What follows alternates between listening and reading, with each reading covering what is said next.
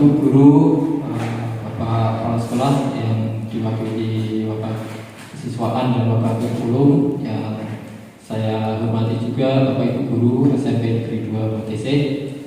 Mohon maaf sebelumnya menyita waktunya untuk hari ini untuk membantu kami dalam melaksanakan tugas di dalam pendidikan guru penggerak, yaitu pengindasan diseminasi kepada teman-teman sejawat di SMP Negeri 2 BTC berkaitan dengan budaya positif. Di kesempatan hari ini nanti saya menyampaikan beberapa materi Bapak Ibu, materi yang mungkin bisa kita pelajari bareng sebagai pengetahuan awal kita untuk menerapkan budaya positif di sekolah.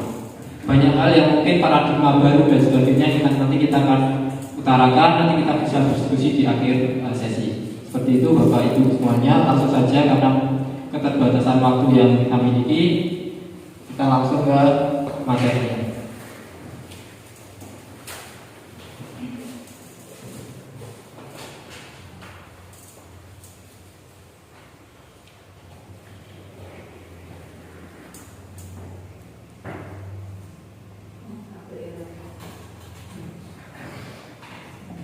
Berikut Bapak Ibu sekalian, diseminasi budaya positif yang berkaitan dalam pendidikan calon guru penggerak, karena salah satu tugas dari kami adalah memberikan penularan pemahaman yang kami pelajari selama di sesi bulan kemarin, yaitu tentang budaya positif. Nah, budaya positif itu seperti apa nanti akan kita temui atau kita bisa simpulkan di akhir sesi setelah mempelajari beberapa konsep yang ada. Jadi setiap sekolah itu harus punya budaya positif. Budaya positif itu adalah kebiasaan-kebiasaan budaya yang membiasakan seluruh warga sekolah di sekolah untuk melaksanakan suatu nilai-nilai positif dalam sekolah itu sendiri.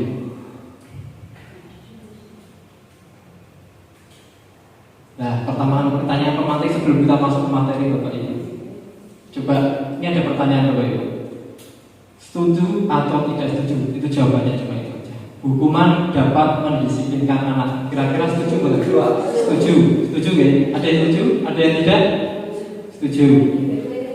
Terus yang kedua, kebanyakan setuju ya. Terus pemberian hukuman dalam hal positif seperti membaca atau membersihkan halaman sekolah dapat meningkatkan disiplin anak. Setuju. Ada yang tidak setuju? Setuju semua ya, bulan ya. Yang ketiga, memberi penghargaan dapat meningkatkan motivasi belajar anak. Setuju. Dari sekian banyak pertanyaan dari Bapak Ibu menjawab setuju, kompak ya. Untuk menjawab ini tidak kita jawab sekarang, ini hanya untuk membuka pandangan kita. Tadi saya jawab seperti itu, benar apa salah? Nah, kita pelajari di berikutnya. Nah, sebelum masuk menyimpulkan itu tadi, pertanyaan itu kita nanti yang memecahkan kita sendiri Bapak Ibu, tidak saya, tidak orang lain, tapi hasil pemikiran-pemikiran, pemahaman tentang materi nanti kita bisa menyimpulkan. Pertanyaan yang tadi jawabannya seperti apa? Budaya positif itu memiliki konsep-konsep yang harus kita kuasai dulu atau kita pelajari dulu Bapak Ibu. Yang pertama adalah disiplin positif atau nilai kebajikan universal. Yang kedua, teori, motivasi, hukuman dan penghargaan serta restitusi. Yang ketiga, keyakinan kelas. Keempat, kebutuhan dasar manusia. Kelima, 5 posisi kontrol. Keenam, restitusi, segitiga restitusi. Dari sekian ini nanti adalah runtutan yang sekiranya kita bisa pelajari dan untuk menciptakan budaya positif di sekolah. Tapi kadang kita belum tahu apa sih maksud budaya positif, maka kita akan pelajari yang pertama adalah disiplin positif dan nilai kebajikan universal. Itu dulu. Nah, materi konsep yang pertama adalah disiplin positif dan nilai-nilai kebajikan universal. Nah, ini ada pertanyaan Bapak Ibu. Pertanyaan lagi pokoknya ini. Kita diskusi seperti ini. Silakan Bapak Ibu berpasangan dengan temannya, gitu. Ya, berpasangan saja. Ya, antara A dan B. Seakan-akan di tangan Bapak Ibu itu memegang sesuatu yang berharga. Ya. Yang satu memegang, yang satu silakan. Bagaimana caranya temannya itu bisa membuka itu dengan berbagai cara.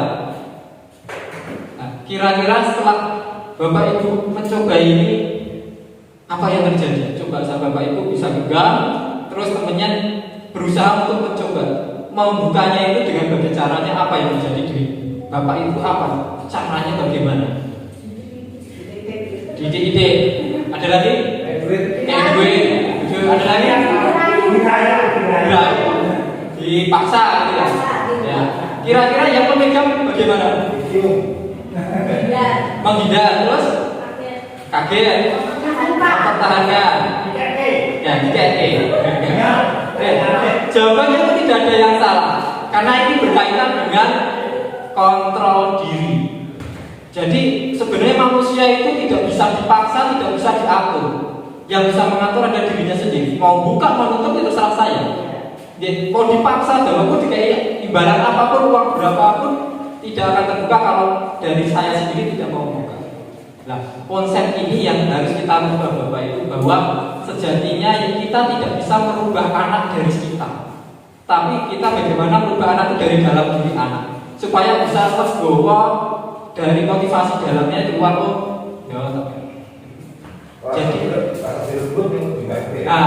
Jadi bagaimana anak itu bisa muncul motivasi pada dirinya yang terbuka dari dirinya sendiri, seperti itu. Jadi dari pertanyaan ini kita menyimpulkan bahwa setiap orang itu berhak mengontrol dirinya sendiri, tidak bisa dikontrol oleh orang lain. Ya, ini namanya teori kontrol. Seperti halnya Bapak Ibu, seakan-akan kalau kita mengatur kelas anak manut, sebenarnya tidak manut, karena anak itu sebenarnya punya tujuan kenapa manut. Pertama, takut dan sebagainya.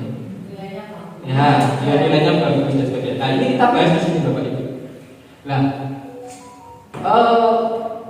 teori lama atau paradigma kita yang lama adalah di sebelah kanan, stimulus respon. Nah, kita akan berubah ke teori kontrol.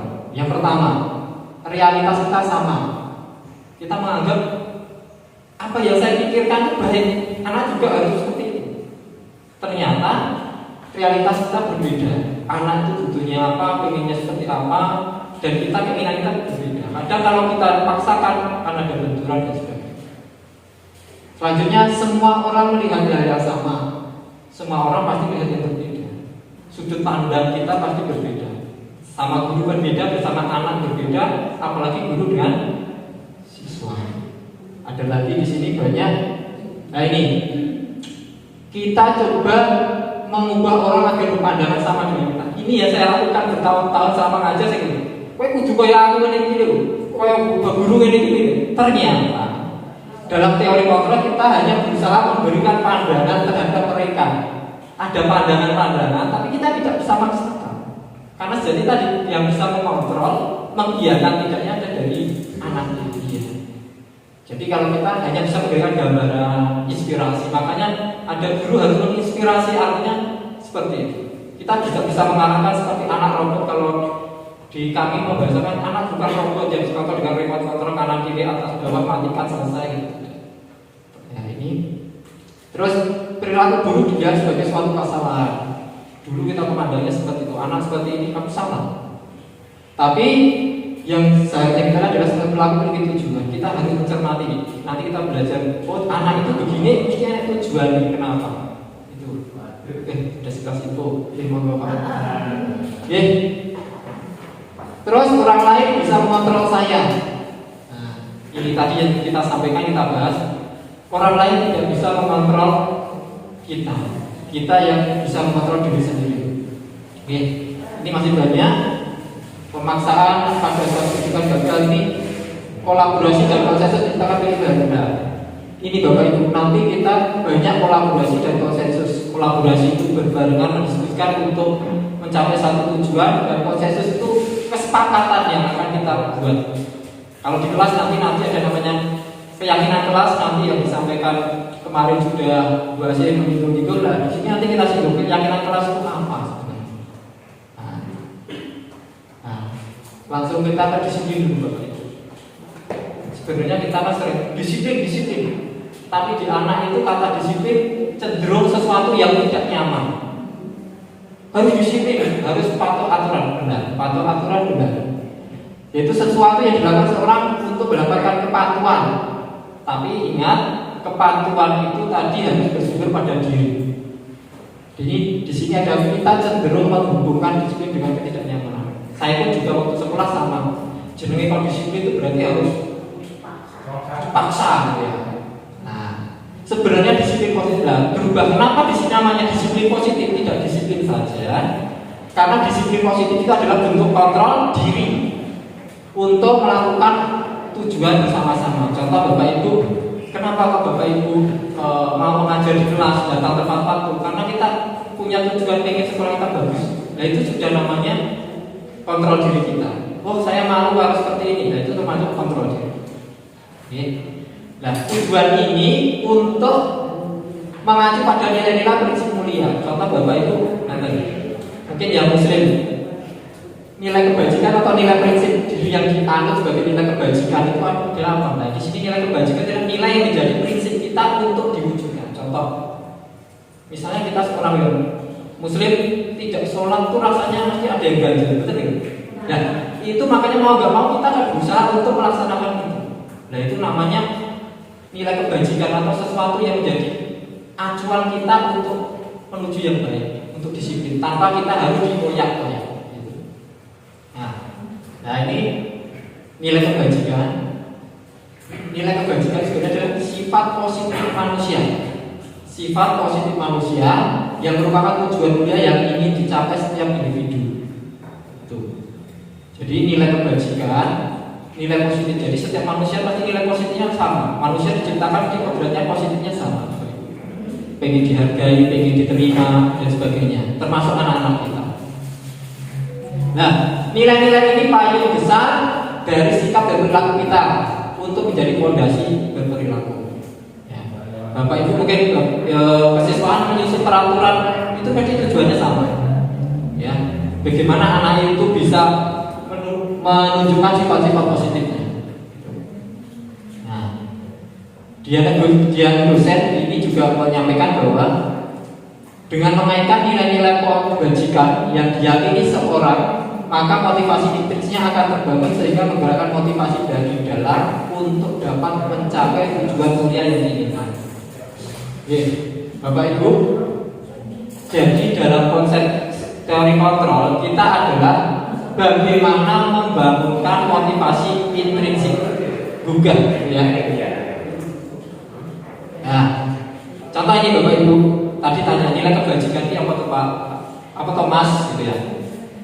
Sebenarnya di pendidikan kita sudah diberikan acuan nilai kebajikan yang kita mau raih di pendidikan Indonesia adalah profil pelajar Pancasila.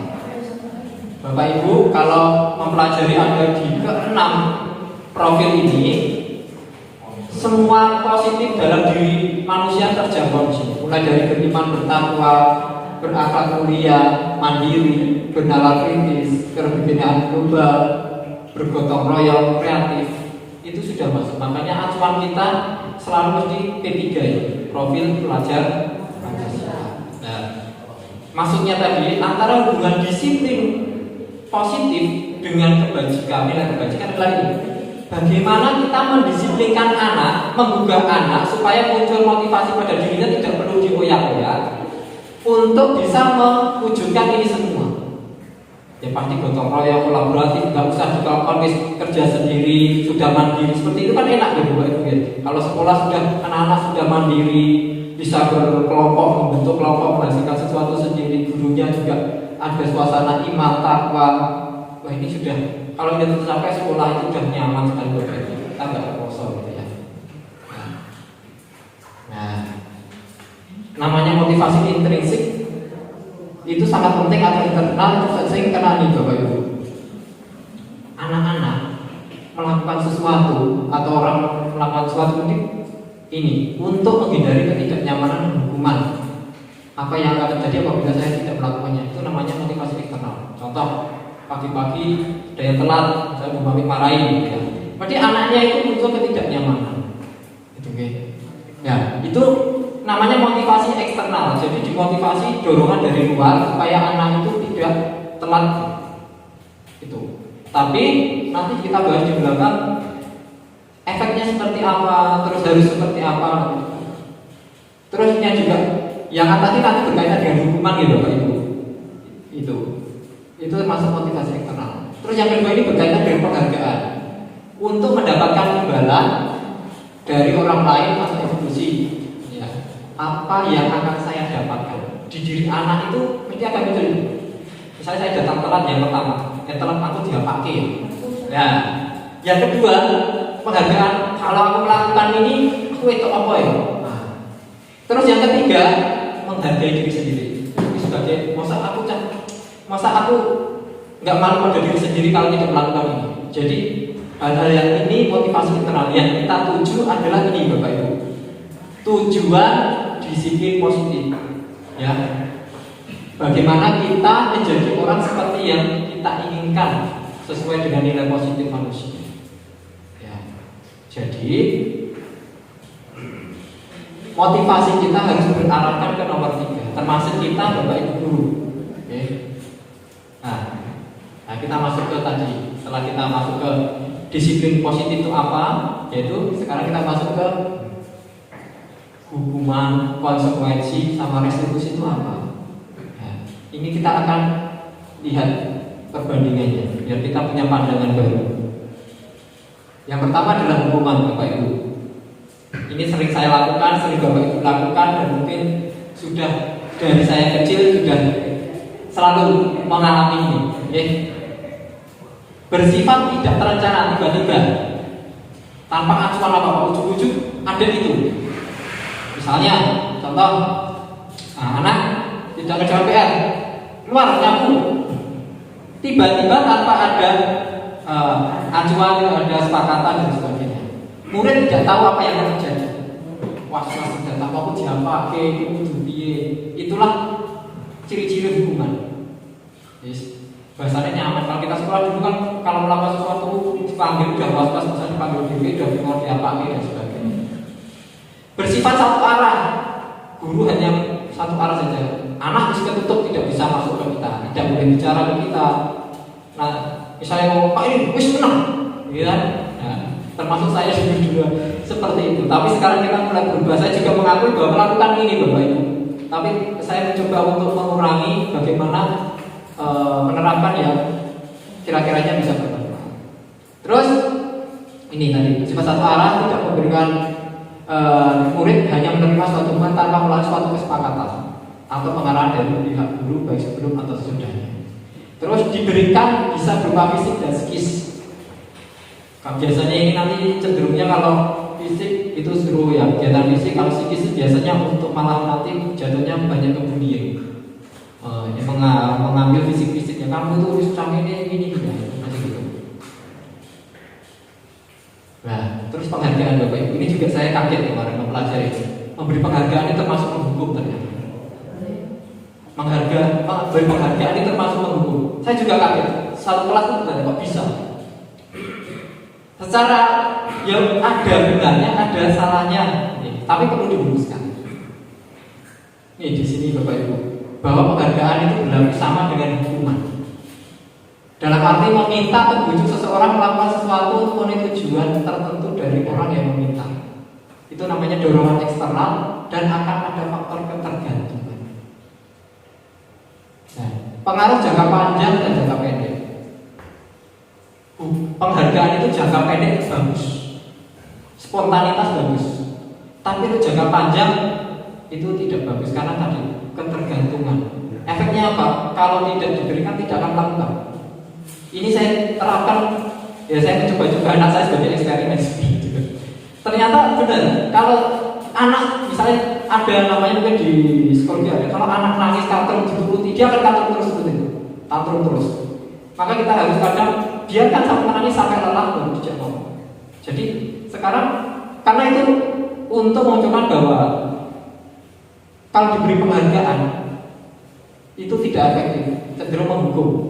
Penghargaan menghukum seperti apa Bapak Ibu? Contoh yang penghargaan satu dikasih penghargaan satu tidak, itu merasa satunya ya Pak Presiden kamu kok dihukum dalam arti merasa aku dikecilkan dan sebagainya. Ya. Terus menghukum Kalau yang mendapatkan tiba-tiba lain waktu tidak mendapatkan, dia merasa kecewa dan sebagainya, maka saya dihukum gitu.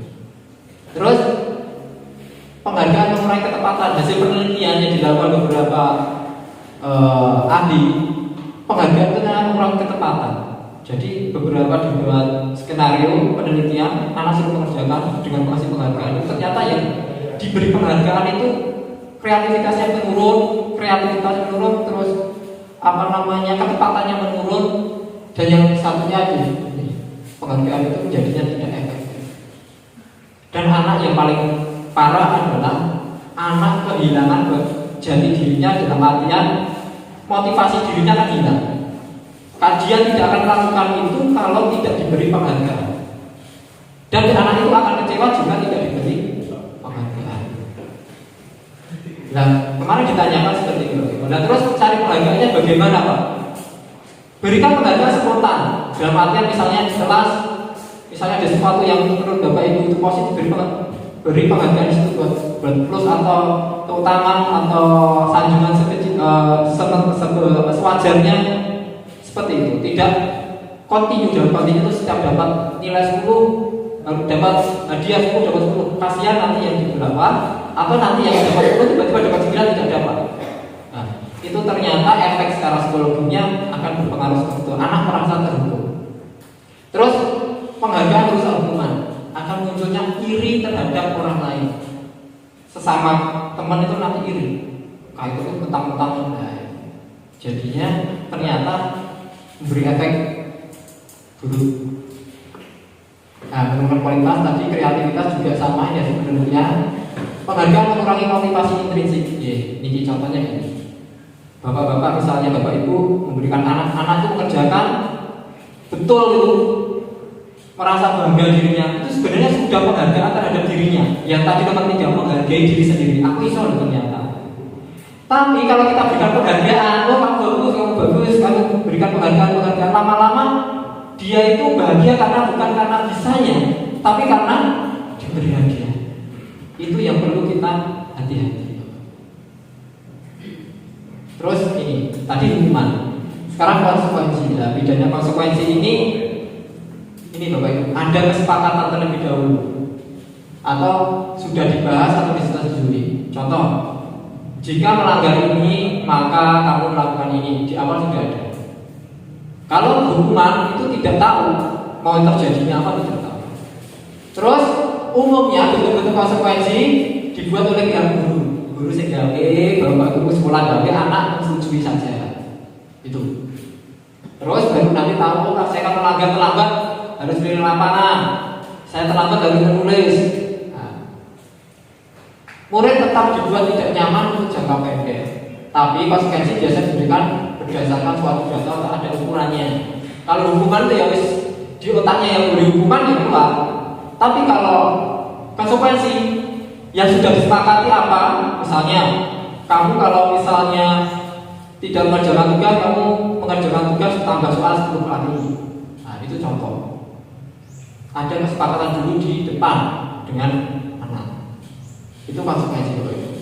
Nah, ini Bapak Ibu sebagai membuat kita membedakan hukuman intervensi dari beberapa tindakan guru ini. Kira-kira yang hukuman mana, yang konsekuensi undi. Yang pertama dulu, coba dibaca dulu Bapak Ibu. Mencatat 100 kali dalam kalimat saya tidak Nah, terus Bapak Ibu dibaca dulu, nanti kita lihat hasilnya. Murid diminta pulsa, mengganti kertas 3 lembar, membersihkan tumpahan air di meja. Nah, jawabannya adalah ini Bapak Ibu. Mungkin berbeda nanti tidak. Nah ini nanti bisa dilihat di Bapak Ibu. Nah, mana hukuman, mana konsekuensi. Intinya hukuman itu serta-merta tidak ada kesepakatan di awal. Anak tidak tahu harus seperti apa kalau melanggar itu. Melakukan kesalahan itu anak harus seperti apa, mereka tidak tahu, itu namanya hukuman. Tapi kalau konsekuensi mereka sudah tahu, nanti kalau saya seperti ini akan seperti ini. Nah, ini Bapak Ibu bisa kita bedakan seperti ini rangkumannya. Hukuman adalah sesuatu yang menyakitkan harus terjadi, karena biasanya dihukum itu tidak akan pernah menyenangkan.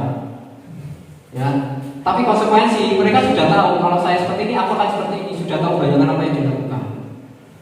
Terus membuat anak sakit jangka waktu lama.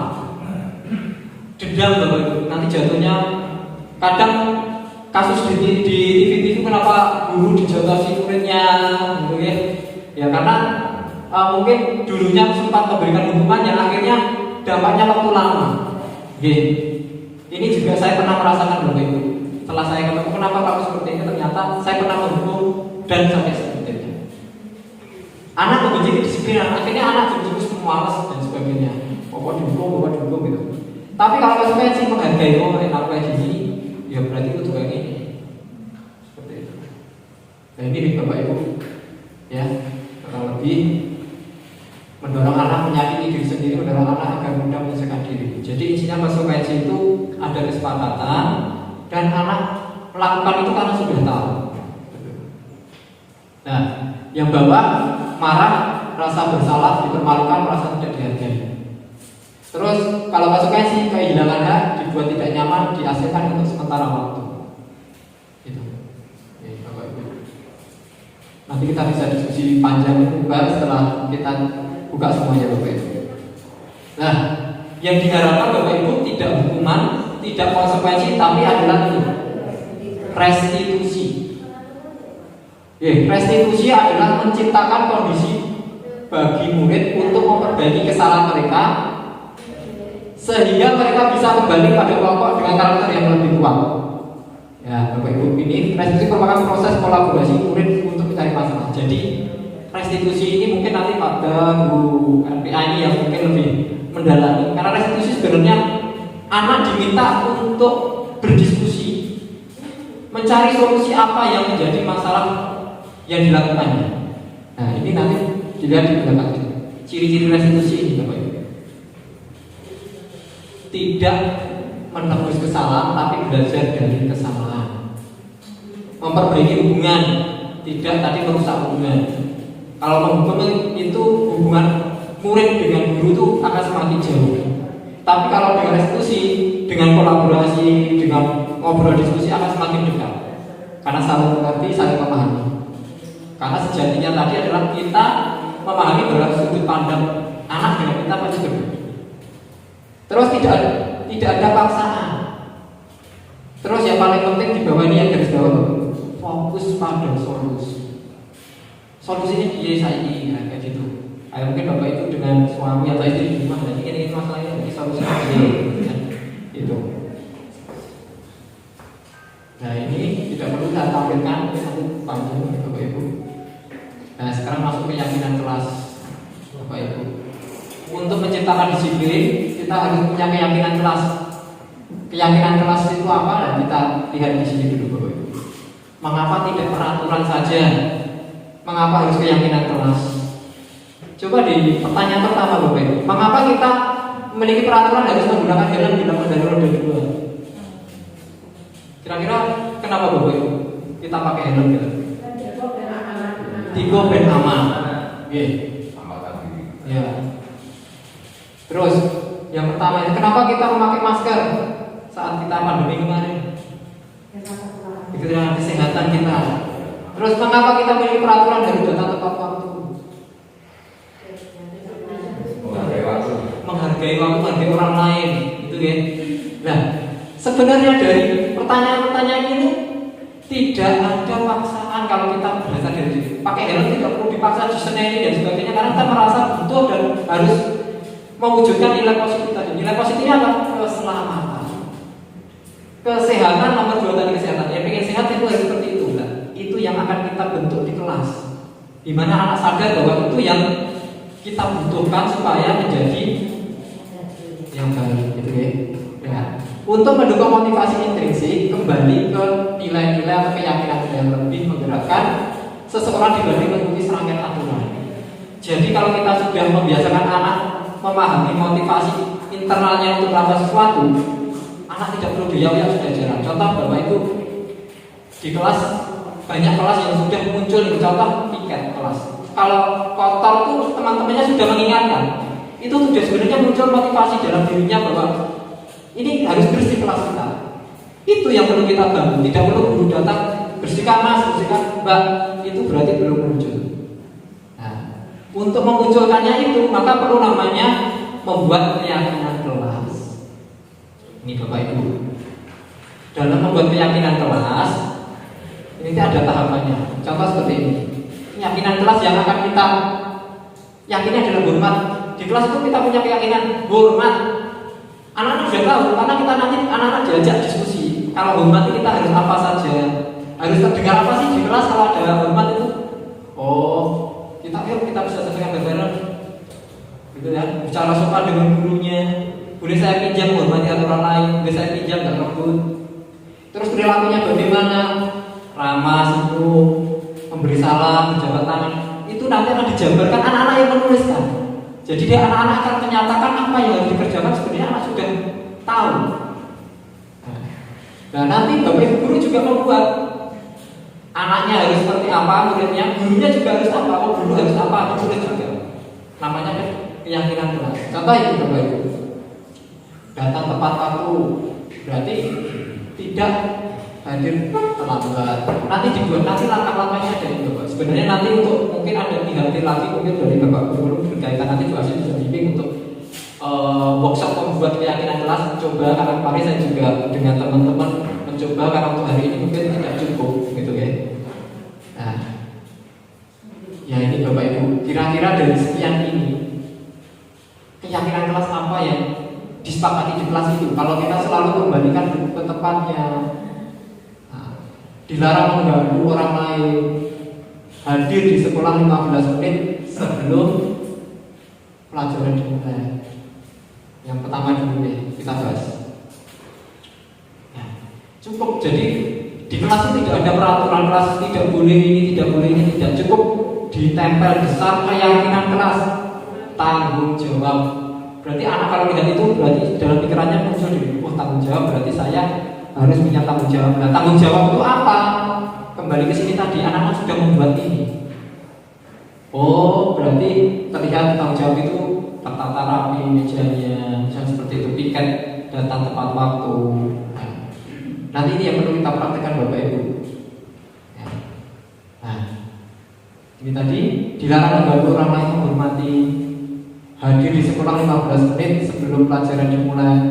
Inilah contoh keyakinan kelas yang perlu dituliskan adalah yang blok warna kuning ini Bapak Ibu. Ini yang perlu ditempel di kelas karena sejatinya karena untuk proses pembuatannya ini Bapak Ibu. Kok bisa cuma tempelan saja Pak, anak bisa tergugah dirinya untuk memotivasi dirinya untuk melakukan sesuatu disiplin gitu ya. Karena dalam pembuatannya kita kolaborasi dengan anak, menyertakan anak, membuatnya dari nol. Pertama adalah curah pendapat tentang peraturan yang perlu disepakati. Anak itu menulis dulu. Pertama adalah menulis di kertas atau di post-it itu ditulis aturan apa yang ada di kelas ini atau di sekolah ditulis. Tidak boleh bolos, tidak boleh membuang sampah sembarangan, ditulis semuanya. Semua aturan yang mereka tahu ditulis. Nah, dicatat, nanti ditempel, itu. Ya. Setelah itu tulisan-tulisan tadi dibuat menjadi kalimat positif. Kalimat positif itu contohnya tidak memakai kata jangan, dilarang, tidak, itu digunakan. Contoh, tidak boleh terlambat, berarti kalimat positif adalah datang tepat waktu. Tidak boleh buang sampah sembarangan, buang sampah di tempat sampah. Jadi itu, karena mungkin secara psikologi tahu kalau otak itu menerima kalimat jangan itu akan dibuang, akan dilakukan ada kalimat perintahnya. Makanya kalau anak jangan berhenti maka dia akan berhenti. Jangan lari maka lari. Karena kalimat-kalimat itu yang akan dia akan terfilter. Maka dibuat kalimat positif dulu. Setelah itu anak-anak membuat kalimat positif itu dikelompokkan menjadi satu. Bapak Ibu, contoh ini berjalan di kelas, dengarkan dulu, datang tepat waktu berada. Itu di payung satu, payung keyakinan, yaitu saling menghormati. Jadi dikumpulkan peraturan-peraturan tadi dikelompokkan. Ini apa? Oh, saling datang tepat waktu. Oh, berarti itu berarti menghormati. Piket selalu mengerjakan piket, jadi tanggung jawab. Dikelompokkan menjadi satu lingkup apa ya? Itu. Misalnya tidak boleh membuang sampah sembarangan, berarti itu kebersihan. Nah. Terus misalnya paling opposite adalah meminta izin jika ke belakang itu menghormati karena ada gurunya harus izin dan sebagainya. Keyakinan dalam menghormati. Setelah terkumpul, Bapak Ibu, kita harus meninjau ulang, menyetujui dan menandatangani keyakinan kelas atau sekolah dengan guru atau murid. Setelah kita tempel tadi, anak-anak tanda tangan, sepakati bareng bahwa ini yang kita lakukan. Dan kita kembali ke sini lagi dalam poin 5 ini kita akan kembali ke sini, mengulang ini, menjelaskan bahwa kita ini ya, berarti nanti kelas kita itu suasananya terdengar seperti ini, ada terlihat seperti ini, ada berperilaku seperti ini. Itu yang muncul di sekolah kita, di kelas kita seperti itu. Ya. Ini sangat banyak sudah banyak terapkan di TK dan SD, banyak sekali. Sudah kita mulai di SMP sudah mulai banyak juga. Nah ini Bapak Ibu. Dan yang terakhir ini tempel di kelas. Makanya kemarin diminta kalau berkeyakinan tempel di kelas. Makanya kemarin gua sih menyampaikan kalau di kelas tidak ada lah. Itu sebenarnya nanti adalah tindak lanjut dari ini. Biar kelas itu tempel dan sebagainya, biar anak tahu, gitu ya. Nah ini Bapak Ibu. Nah, konsep inti yang selanjutnya adalah kebutuhan dasar manusia. Sebenarnya manusia melakukan sesuatu itu karena ingin memenuhi kebutuhan dasarnya. Ini Bapak Ibu. Manusia hidup itu cuma memenuhi 5 ini Bapak Ibu. Yang pertama adalah bertahan hidup. Bertahan hidup ini biar sehat gimana, biar punya rumah, biar makan bagaimana. Ini hubungannya dengan fisik. Terus yang kedua adalah keinginan terhubung ke orang lain seperti teman, keluarga, pasangan hidup, teman kerja, ya, yang termasuk binatang peliharaan dan kelompok. Jadi kadang tentang kasih sayang dan terima. Jadi kalau ada kasus anak di rumahnya tidak dapat kasih sayang, maka dia akan melakukan pelanggaran di sekolah. Biasanya anak yang contoh ini biasanya terjadi di kelas, anak yang saling perhatian, usil mencari sesuatu perhatian, itu biasanya dia ada kebutuhan kasih sayang yang belum terpenuhi. Nah, kadang termasuk saya juga adalah langsung menjudge kamu tuh nakal di kelas seperti ini. Tapi sekarang kita harus bisa tahu bahwa ternyata anak itu tidak ngobrol, ternyata butuh kasih sayang, maka kita harus berikan perhatian lebih kepada anak tersebut. Terus ada anak dianggap mempunyai perbedaan bisa mencapai pencapaian. Ini penguasaan Bapak Ibu. Anak itu kadang pengen superiornya pengen muncul. Saya menguasai, saya paling pintar, saya paling bisa mengatur. Ada terjadi di sekolah kita banyak. Anak-anak yang merasa jagoan itu sebenarnya dia kebutuhan penguasaan. Maka bagusnya ada diberi tanggung jawab. Beri tanggung jawab. Oh ini anak ini senang ngatur kancane. Oh anak ini sering ya seperti Diego itu ternyata mungkin ada kebutuhan dalam penguasaan, ternyata itu dari alatnya diberi tanggung jawab dia bisa melakukan. Ya itu ternyata kita itu perlu. Saya menyadari bahwa ternyata kita memahami kebutuhan kita bisa menyelesaikan masalahnya. Terus selanjutnya adalah kebebasan. Ini terjadi kadang anak bosan pelajaran Bapak Ibu. Terjadi anak itu ingin belajarnya pakai metode yang berbeda. Sesekali keluar kelas, sesekali mengamati apa, sekali dengan kelompok. Itu pengen kebebasan. Ya jadi pengen bergerak. Termasuk anak itu belajarnya beda-beda. Ada yang senang menggambar, ada yang senang ngeroke, ada yang senang nyanyi dan sebagainya. Itu kita harus mengakomodasi. Caranya bagaimana? Membuat model pembelajaran yang kira-kira bervariasi, biar semuanya terpenuhi. Ya, terus yang terakhir adalah kesenangan bermain. Anak-anak itu termasuk kita, termasuk jadi pengen healing kemana-mana itu sebenarnya kan pengen kesenangan ini Bapak Ibu. Kalau udah senang tuh rasanya apa-apa enak gitu. Kalau anak-anak saya tanya mengerjakan soal 51 jam sama piknik 1 jam cepat mana? Cepat piknik. Ya. Ya karena senang, melakukan sesuatu yang senang itu pasti akan cepat. Ada motivasi pada diri. Nah, Sebaiknya kita introspeksi diri Bapak Ibu, termasuk saya. Nah, ini ada video bisa kita lihat.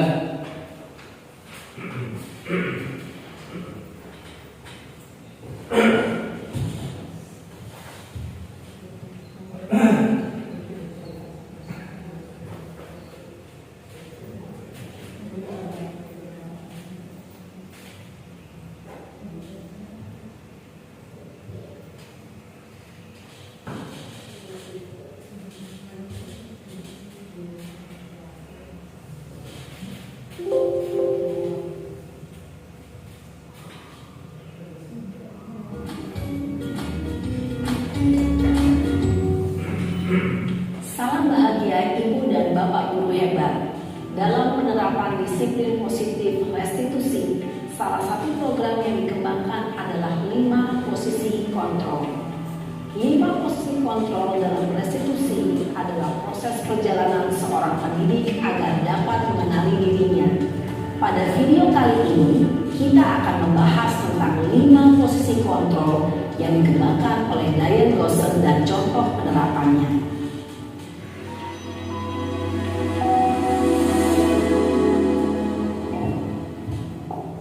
5 posisi kontrol itu adalah 1. Posisi penghukum, 2. Posisi pembuat rasa bersalah, 3. Posisi teman, 4. Posisi pemantau atau monitor, dan 5. Posisi manajer. Untuk lebih memahami kelima posisi tersebut, mari kita saksikan kasus Naren yang terlambat hadir 20 menit di sekolah dan melihat bagaimana kelima posisi kontrol dalam menghadapi masalah tersebut.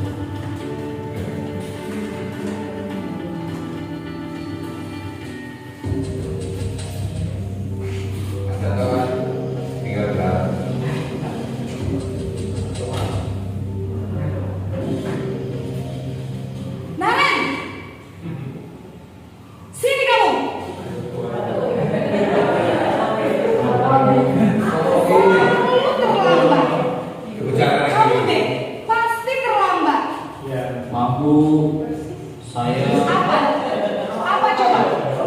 Alasan kamu apa lagi? Ngapain sih kamu tidak terlambat?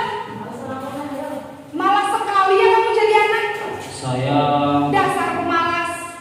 Gak kapok-kapok sih kamu. Sudah berapa kali terlambat? Sana, kamu keliling lapangan basket 2 kali. kenapa saya harus keliling lapangan basket Bu? Kenapa? Kamu melawan ibu. Berani-beraninya jawab. Sudah terlambat, masih berani jawab pula. Sekarang, keliling lapangan basket 5 kali sekalian. Biar kapok. Cepat. Pergi sana ke lapangan basket. Posisi penghukum biasanya berbicara dengan nada tinggi, menghardik, menunjuk-nunjuk, menyakiti, dan menyindir. Hukuman bisa berupa fisik maupun psikis. Ibu dan Bapak Guru hebat, dampak yang terjadi pada murid ketika guru berada pada posisi penghukum adalah murid cenderung akan memberontak, bahkan menyimpan dendam.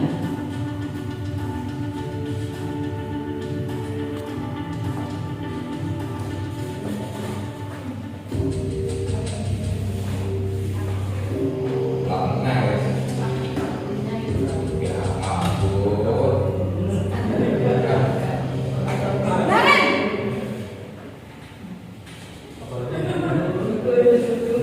Selamat pagi Bu.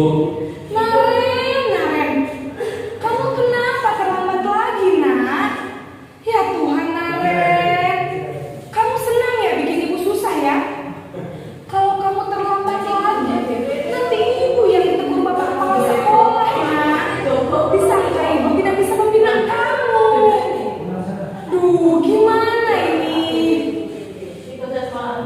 Maaf Bu. Duh, sedih Naren. Kamu suka ya kalau ibu tegur bapak kepala sekolah? Terus, sekarang ibu harus tulis apa ini di buku absen? Ini kamu sudah sering terlambat loh. Ibu harus apa coba? Maaf Bu. Maaf sekali.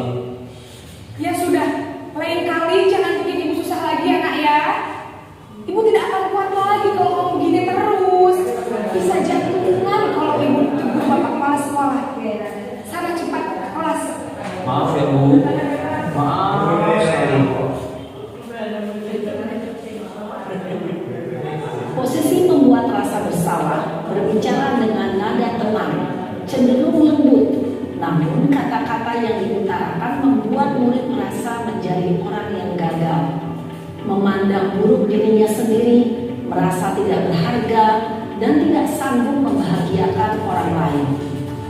Ketika guru mengambil posisi pembuat rasa bersalah, murid akan menganggap dirinya yang bersalah dan ia akan menyimpan emosi negatif tersebut di dalam dirinya.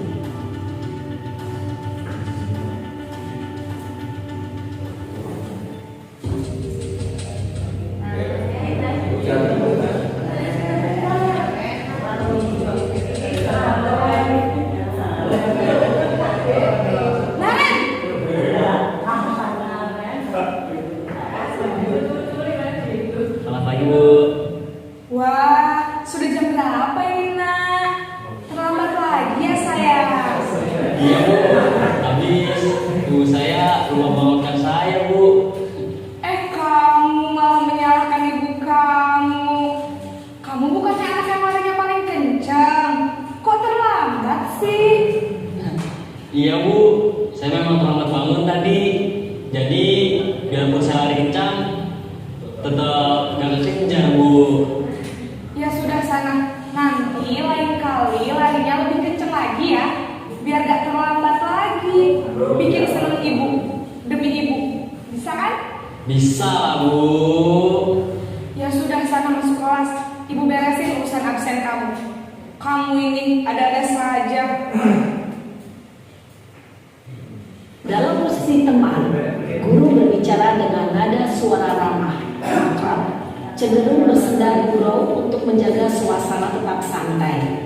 Murid akan merasa senang, aman, dan akrab dengan guru. Identitas yang tercipta adalah identitas sukses atau berhasil. Namun, perlu diingat, karena ini masih dorongan eksternal, maka ada faktor ketergantungan dari murid kepada orang tertentu. Di sini guru absennya, sehingga di lain waktu murid bisa berperilaku baik, namun hanya kepada orang-orang tertentu saja.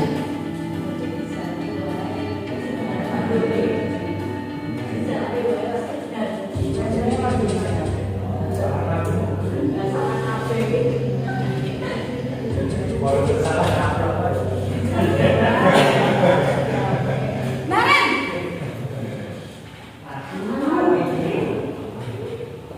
Selamat pagi Bu. Naren, apa peraturan sekolah kita tentang jam berapa kita harus masuk sekolah, Nak? Kita harus di sekolah jam 7 Bu. Iya betul, sekarang sudah jam 7.20. Naren sudah tahu konsekuensinya jika terlambat hadir. Paham Bu, saya harus tinggal kelas pas jam istirahat selama 20 menit. Iya benar, konsekuensinya demikian. Jadi nanti jam 9.30 pas istirahat, kamu harus tinggal di kelas, kerjakan tugas tambahan untuk ketertinggalan kamu, ya? Baik Bu. Posisi pemantau mengandalkan penghitungan atau data untuk mengontrol murid. Guru mengarahkan murid berdasarkan peraturan dan konsekuensi. Seorang pemantau menunjukkan bahasa tubuh dan ekspresi wajah yang datar dan cenderung formal.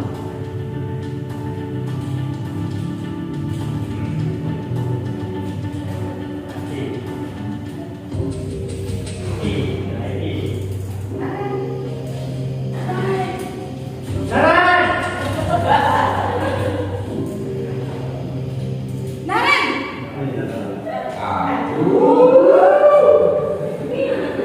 Selamat pagi Bu. Selamat pagi Naren. Maaf Bu, saya terlambat. Iya, sekolah masuknya jam 7, sekarang sudah jam 7.20. Jadi sekarang bagaimana nih Naren? Maaf Bu, saya lupa setel alarm saya semalam. Baiklah, menurut kamu, keyakinan sekolah yang mana yang perlu kamu tingkatkan? Menghargai diri sendiri dan orang lain mungkin ya Bu. Setuju. Jadi, apakah Naren meyakini prinsip saling menghormati tersebut? Iya Bu, saya meyakininya. Apakah Naren bersedia memperbaiki masalah keterlambatan ini? Bersedia Bu. Bagaimana kamu akan memperbaiki masalah keterlambatan ini? Saya akan coba untuk tidak lupa menyetel alarm saya Bu. Baik, kalau Naren lupa menyetel alarm di rumah, ada orang yang kira-kira bisa bantu mengingatkan tidak?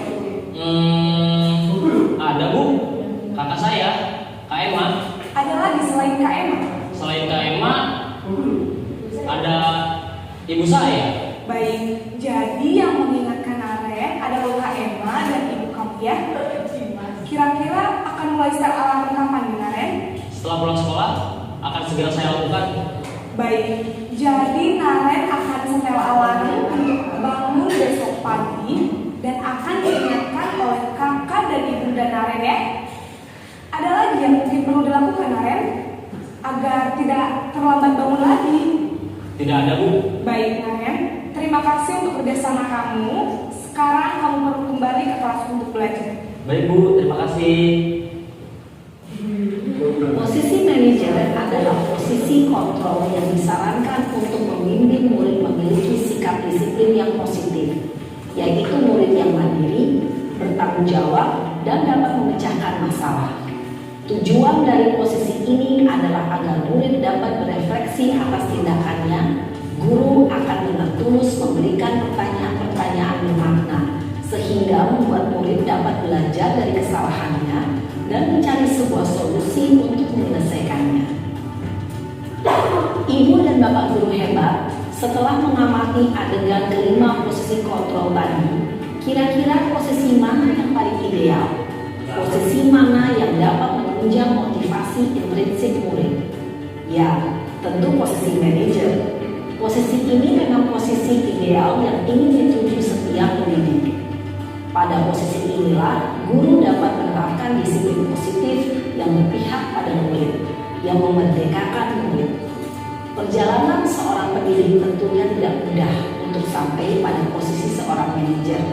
Namun, tujuan kita pasti, yaitu menciptakan murid-murid yang mandiri, merdeka, dan bertanggung jawab. Semoga penggambaran 5 posisi kontrol yang telah diperlihatkan ini dapat menjadi ajang refleksi bagi kita semua, agar dapat terus mengasah dan menerapkan disiplin positif yang memerdekakan murid. Mari terus berlatih dan bersemangat. Selamat menerapkan. Salam dan bahagia Ibu dan Bapak Guru hebat.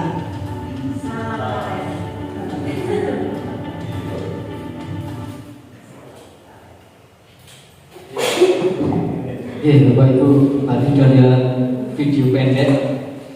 Jadi kita refleksi pada diri kita sendiri, kita termasuk yang mana? Nah, yang diharapkan dari itu tadi kita adalah di posisi kelima, yaitu apa? Manajer.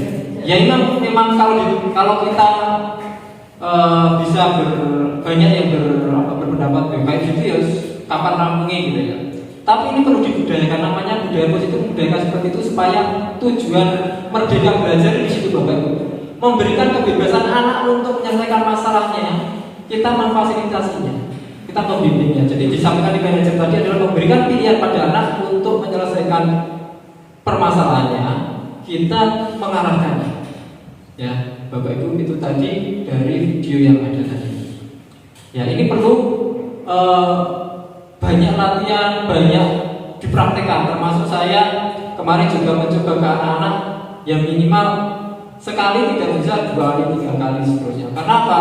Karena anak lama-lama akan menjadi rasa nilai positifnya muncul. Wah, saya kalau seperti ini terus saya kok nggak enak. Nah, itu nilai positif sudah muncul karena saya kok nggak menghormati guru saya harus seperti ini. Maka dia lama-lama akan muncul. Jadi proses manajer itu tidak serta-merta 1 kali, 2 kali berhasil Bapak Ibu. Mungkin Bapak Ibu guru BP ini yang memanggil 40 kali anak mungkin tidak berhasil, ya itu sudah ya seperti itu. Maka kita harus pelan-pelan Bapak Ibu. Intinya kita harus memposisikan kepada manajer. Nah, ini Bapak Ibu, rangkuman dari video tadi ada di sini Bapak Ibu. Ya, kita mencoba untuk kontrol diri yang paling kanan, manajer.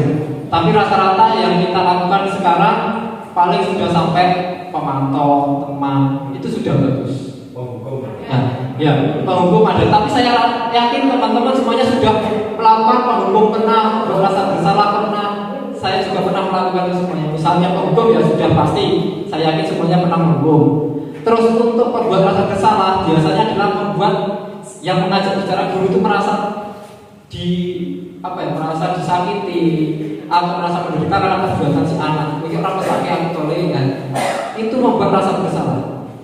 Nah, sedangkan teman itu biasanya lembut, gimana enaknya ini biar sama-sama enak, kamu juga. Jadi ngobrolnya ada tahapan. Terus pemantau ini biasanya kita berdasarkan data. Kalau data biasanya aturan di sekolah seperti apa? Kamu udah tahu aturan sekolah belum? Seperti ini. Kalau kamu melakukan seperti apa? Jadi anak sudah tahu apa konsekuensinya tadi. Jadi pemantau itu punya dengan konsekuensi.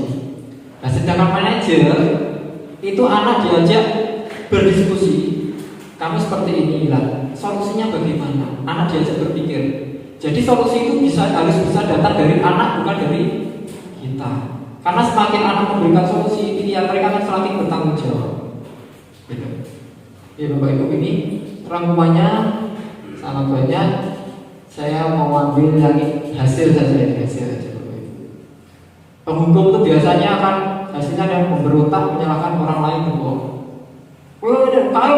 Kayak Pak, gitu.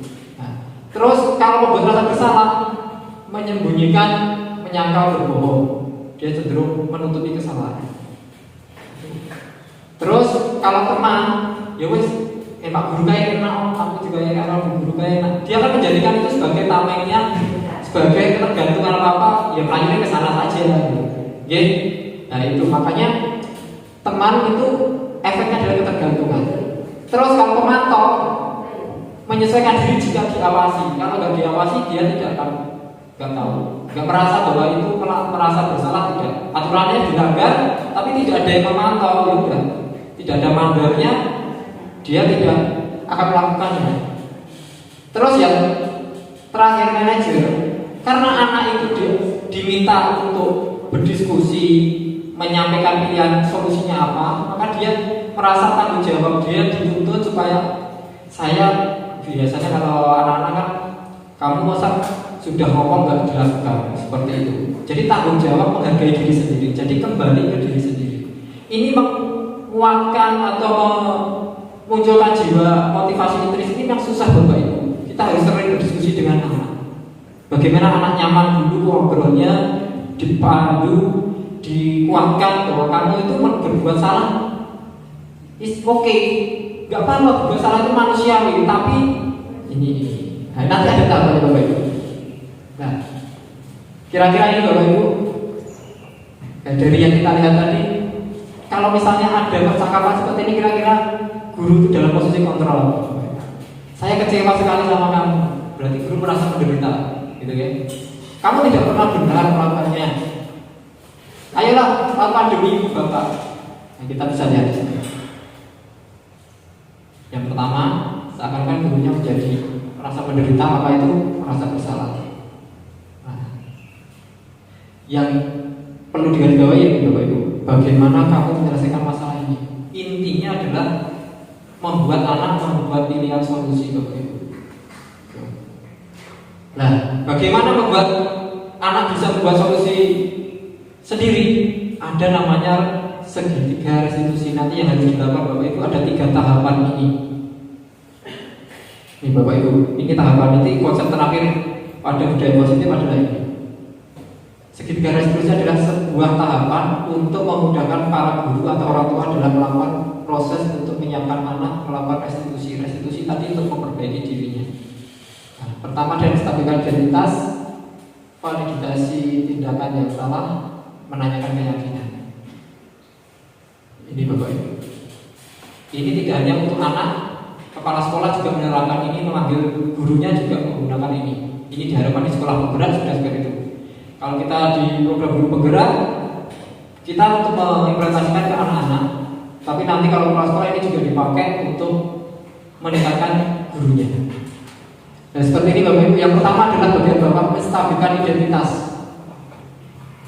Bagian dasar ini penting. Pertama kali kita harus mengangkat identitas anak, dirasa gagal atau salah menjadi sesuatu yang anak itu sukses. Kamu melakukan itu nggak apa-apa. Misalnya anak membuang sampah sembarangan, kita panggil membuang sampah sembarangan itu baik atau tidak? Ini tanya dulu. Kamu melakukan kesalahan itu hal lumrah, manusia itu pernah melakukan kesalahan semua. Kamu pengen membuang sampah mungkin karena pengen cepat, pengen yang pulang buru-buru, hal yang wajar kamu melakukan itu. Terus di nomor yang kedua, validasi tindakan, kita tanyakan adalah kalau dengan cara membuang sampah sembarangan seperti itu, menurut kamu bagaimana? Akan muncul bahwa dia mengakui bahwa tindakan itu salah. Prosesnya seperti itu. Setelah tindakan dia salah mengakui karena kebutuhan apa, terus dia baru menanyakan keyakinan kita. Nah, kira-kira setelah kamu melakukan ini, keyakinan apa yang kita sepakati kemarin yang belum kamu wujudkan? Baru dia menanya, oh bersihan bu. Nah, baru ditanyakan, nah untuk menyelesaikan masalah ini bagaimana? Saya tidak akan buang sampah lagi dan akan buang sampah, mengambil sampahnya di botol. Itu walaupun simpel, tapi kita harus melalui ini Bapak Ibu. Ini tahapan pertama kalimat yang dipakai ini Bapak Ibu. Ini mungkin untuk praktek. Dalam tahap pertama adalah ini, mengangkat anak supaya tidak down dulu, biar dia terbuka dengan kita. Berbuat salah itu tidak apa-apa. Itu kata-kata itu. Tidak ada manusia yang sempurna. Saya juga pernah melakukan kesalahan itu kok. Pertama kita harus istilahnya kayak bosannya gampang itu tak bombong saya. Dan anak itu merasa nggak jatuh gitu. Kamu benar merasakan itu, gitu kan? Apakah kamu sedang menjadi teman yang baik bagi dirimu? Apa mungkin senang baik itu dengan dirimu sendiri? Nah, ini kalimat yang sering dipakai. Terus setelah anak mulai motivasi dirinya terangkat, tidak jatuh, baru kita. Padahal kamu bisa melakukan yang lebih buruk dari itu. Kamu pasti punya alasan melakukan hal itu. Jadi kamu gali tujuannya, dia butuh apa. Nah, ini kamu boleh mempertahankan sikap itu, tapi kamu harus menambahkan sikap yang baik. Ini nanti. Dan yang terakhir, Bapak Ibu, untuk mempraktekkan ini, yang terakhir kita akan seperti ini. Apa nilai-nilai umum yang telah kita sepakati? Kita akan memanggil lagi ingatan anak-anak, keyakinan kelas apa yang kita sepakati, apa yang belum terwujud, terus solusinya apa. Di tahap ini anak-anak sudah mencari solusinya. Untuk lebih jelasnya kita lihat video ini untuk praktek langsungnya.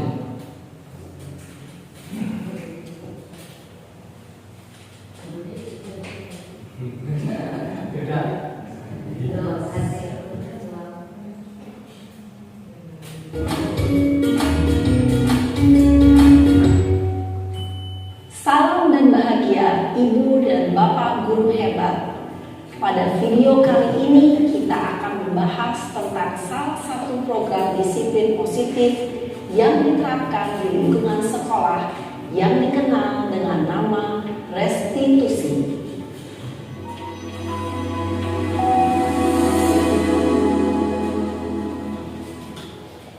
Restitusi dikembangkan oleh pakar pendidikan Diane Gosson, berlandaskan pada teori kontrol Dr. William Glasser. Segitiga restitusi adalah suatu proses dialog yang dijalankan oleh guru atau orang tua agar dapat menghasilkan murid yang mandiri dan bertanggung jawab. Pada saat guru di posisi manajer, aspek yang dikembangkan pada murid adalah motivasi intrinsik, sehingga penanaman nilai-nilai kebajikan dapat tumbuh dan berkembang menjadi suatu kebiasaan positif yang akhirnya membentuk karakter murid. Proses dialog ini terdiri dari 3 langkah yang digambarkan pada ketiga sisi pada segitiga restitusi. Sisi pertama adalah menstabilkan identitas. Sisi yang kedua adalah validasi tindakan yang salah. Dan sisi yang ketiga adalah menanyakan keyakinan. Ibu dan Bapak guru, berikut ini akan ditunjukkan bagaimana seorang guru berada dalam posisi manajer menggunakan penerapan segitiga restitusi.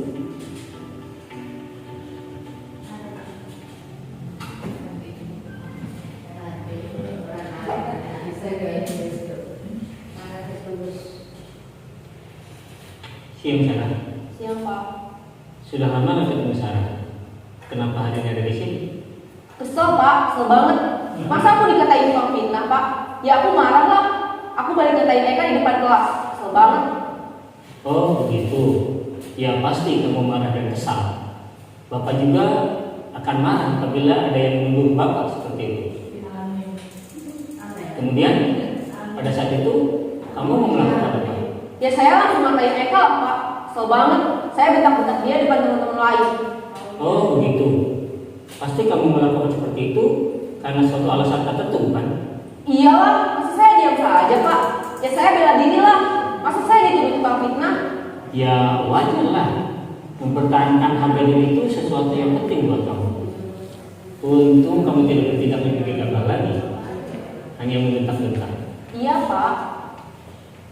Untung saya masih bersabar dan hanya membentak saja.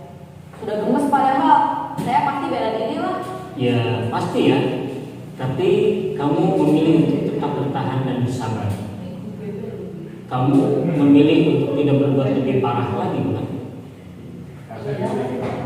Nah, sekarang coba kita lihat lagi tindakan kamu yang bentak-bentak Eka di kelas. Tindakan kamu itu kira-kira sesuai dengan keyakinan kelas atau prinsip kamu tidak? Enggak lah Pak. Capek Pak jadi pengarah. Jadi keyakinan atau prinsip mana yang kurang sesuai dengan keinginan kamu? Ya, saya sebenarnya sangat menghargai orang lain. Mungkin saat itu saya menjadi emosi, jadi tidak menunjukkan sikap itu. Kamu meyakini tidak? Menghargai orang lain itu penting buat kamu. Yakinlah Pak.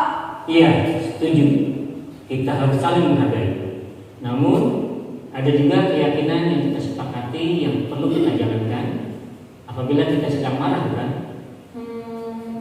Ya, saya bisa lebih proaktif, mulai dengan diri sendiri.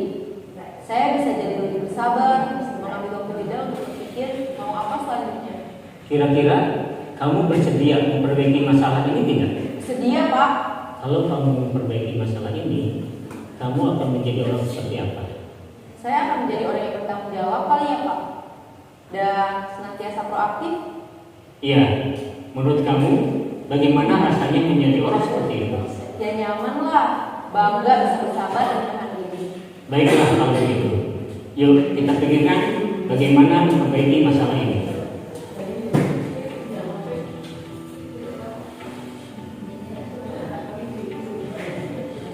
Ibu dan Bapak guru hebat.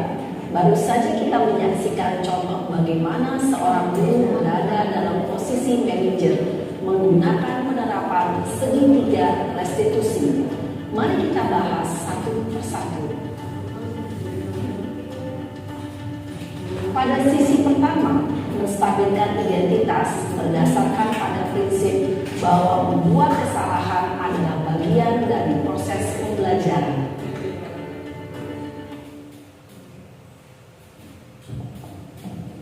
Oke, Bapak Ibu, itu tadi contoh penerapan restitusi. Sebenarnya gampang.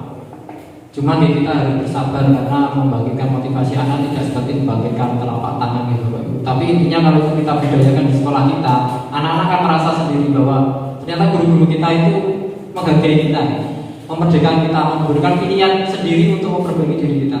Karena sejatinya kembali ke awal tadi, yang bisa mengendalikan diri kita adalah kita sendiri, tidak bisa dikontrol oleh orang lain. Nah, intinya bagaimana membuat anak mengontrol dirinya untuk mewujudkan nilai positif yang ada di dirinya, itu saja. Jadi budaya positif adalah bagaimana membudayakan anak-anak muncul motivasi dan jalan untuk melakukan hal-hal positif. Kalau dalam kita disepakati adalah P3, profil pelajar Pancasila. Kalau itu sudah diterapkan anak secara mandiri dalam dirinya, adalah seperti itu. Nah, diwujudkan bagaimana? Kita buat keyakinan kelas dulu untuk sebagai acuan untuk melaksanakan restitusi. Intinya dari materi siang hari ini adalah Bapak Ibu, keyakinan kelas dan restitusi tadi, segitiga restitusi. Keyakinan kelas adalah membuat budaya positifnya itu bisa jadi acuan. Segitiga restitusi adalah menangani permasalahan supaya kalau tidak terwujudnya keyakinan kelas. Itu Bapak Ibu. Jadi itu terus kita jalani. Maka terutama wali kelas yang termasuk saya wali kelas itu penting karena untuk memberikan konseling kepada anak. Oke. Terima kasih, ternyata sudah selesai nih Bapak Ibu. Oke. Itu Bapak Ibu mungkin apa yang berbagi ilmu. Saya yakin apa yang saya dapat dari 100 mungkin saya dapat 30, saya sebarkan lagi, mungkin turun lagi, nanti kita bisa belajar lagi. Intinya mari kita belajar bareng-bareng Bapak Ibu.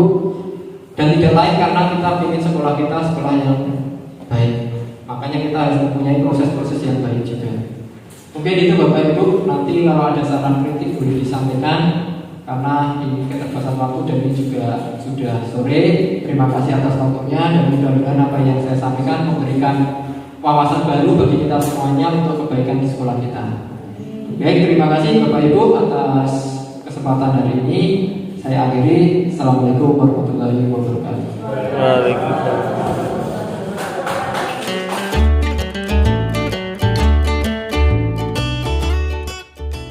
Untuk hari ini nanti jam pertama kita akan membuat suatu keyakinan kelas. Sudah pernah buat?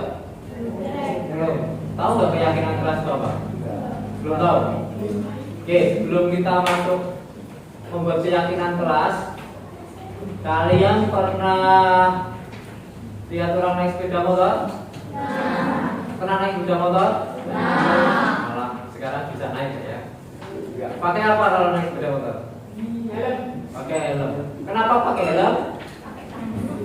Pakai helm kenapa? Kenapa? Menjaga keselamatan. Sekarang nanti saya minta per 2 anak, nanti tak kasih ini. Nanti ditulis di sini. Selama ini peraturan-peraturan di sekolah itu apa saja yang kalian tahu ditulis di sini. Di sekolah, di kelas ditulis saja. Ya, kita bacakan, silakan. Peraturan-peraturan yang kalian tulis saya bacakan dulu. Ya, oke.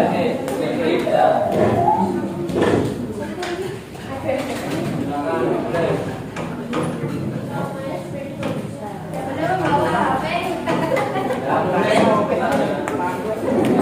Coba dijadikan kalimat positif. Kalimat positif itu tidak memakai kata tidak dan tidak menggunakan kata dilarang atau jangan. Contoh, kalau dilarang membuang sampah atau tidak membuang sampah sembarangan, berarti kalimat positifnya gimana? Nah, seperti itu, membuanglah sampah pada tempatnya. Nah, kalau tidak bicara kotor, terus salah masuk kelas, tidak bicara kotor tadi apa? Sopan, santun. Nah, sopan, santun.